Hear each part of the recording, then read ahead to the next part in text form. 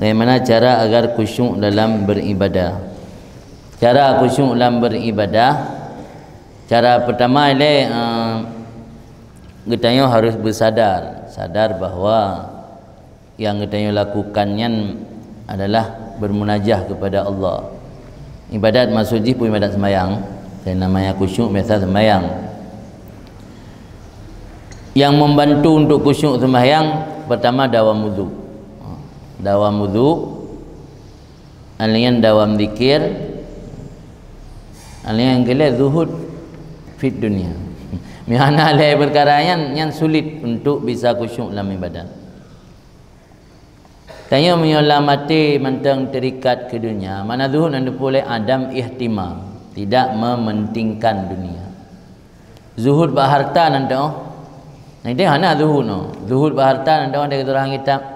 Urang zuhud berharta ayyastawiya indahu adz-dzahabu wat-turabu wal-hajaru wal-fiddatu, sama ba'dih bate abe perak tanah cak sama. Maksud banijak metipak mu. Han tidang ni yang dirang ka zuhud. Mi mate metipak mu mentang tidang, ohnya mu ke mate. Yang tidang dalam zuhud. Yang menggatuk tingkatnya yang khusyuk dan sembahyang. Ha kan? Yang kalau duduk tingkatnya itu yang khusyuk. Payah, mana begat-begat. Biasa orang begat-begat biasa bapur rakaat pun maling atau dia baca Fatihah atau yang kam lai mau je. Payah, nya sesuatu hal yang payah. Maka pakan kepegah li Ibnu Mas'ud 2 rakaat sembahyang Abu Bakar lebih hebat daripada dunia dan isi dunia. Kerana 2 rakaat sembahyang, tapi sembahyang yang betul-betul khusyuk dan betul-betul fokus dalam saat kita sembahyang, artinya nak dekat ke Allah.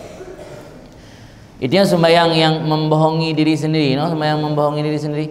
Dengan baca Fatihah, iyyaka na'budu wa iyyaka nasta'in, akan engkau kami sembah. Arti di tengah-tengah lain. Di mana babah akan engkau kami sembah. Arti tengah-tengah lain yang nak ingat ke Allah. Saat ibadat ke Allah, tak sertakan yang ken Allah dalam ibadat ke Allah. Dengan ibadat ke Allah, tak sertakan yang ken Allah dalam ibadat ke Allah. Yang ibadat yang hana tulus itu. Membaik kita tinggal gara-gara hana tulus. Jadi benar niat untuk buat perubahan. Jadi kunci untuk khusyuk dalam sembahyangnya memang susah. Mana berahli ulama al-mu'in alal khusyuk. Al-mu'in yang bisa membantu untuk terciptakan khusyuk, terciptanya khusyuk dalam sembahyang. Pertama, mudawamah zikir. Sebab tengok kata mudawamah zikir, berarti artinya kata terbiasa mengingat Allah. Alian dawam wudu. Yang mendua hana ada ya. Yakin hana je mendua. Alian zuhud lebih-lebih lah. Yang hana ada yang enggak ketrip. Hana-hana je berarti untuk mampu khusyuk. Nya ada set khusyuk. Cara berpegah hadis dalam kitab Salatul Muqarrabin. Dalam kitab ini bulan puasa ini nak purna cara-cara untuk supaya khusyuk dalam sembahyang. Pertama dari datung wuduk pun, dari tabudah dari tempat niat sembahyang, inan pun dah pasang niatnya tanya ingin bertemu Allah.